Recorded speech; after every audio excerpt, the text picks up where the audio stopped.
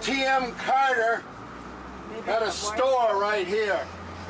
And when Cheney came down from the dam, he came down the road that we drove up, rounded this corner, hell-bent for leather, or for Spellman's house, and talked with Spellman. Well, Collins Graves was here unloading some milk at T.M. Carter's when he saw Cheney go around the corner pretty straight-facedly.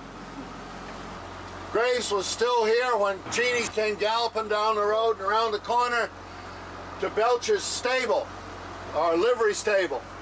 And Graves thought there must be something amiss. He followed him into to Belcher's and said, "What's up?" And Cheney said, "Well, the dam's about to burst." Graves says, "I'll warn the folks below, you let the folks know here," and he turned his milk wagon and headed for Haydenville. Although other reports sent him on horseback with the spray on the back of his neck, in fact, he drove his milk cart. He told the coroner, "No, I didn't unhitch my horse from the milk cart. I drove the cart on down to Haydenville." He turned immediately on receiving the word from Cheney. Went down around the corner, warned the people at the James Mill, which is where the mill site is now. Although he warned the people at the woolen mill, he didn't warn anybody else here.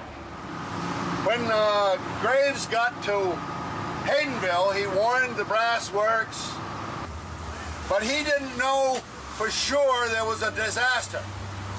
He was relying on the reports of Cheney that there was an imminent disaster, but he had seen nothing of it at this point. He came to the brass works. There may have been 240. If they didn't all show up, there were less. But sometimes they employed 240 operatives, grinding all the work that was done with the manufacture here. After going to Graves' store, he started back to Williamsburg. He got up into the Dugway, in his own words, a few rods, and he met, which happened first, I don't know. He met Jeremy Hillman, one of our heroes. Graves went to the hotel and told Loomish, "Better get your horses out of there." And then he went up Church Street, or up High Street, it's called today, and up over the railroad tracks just in time just to beat the water, the floodwaters coming through.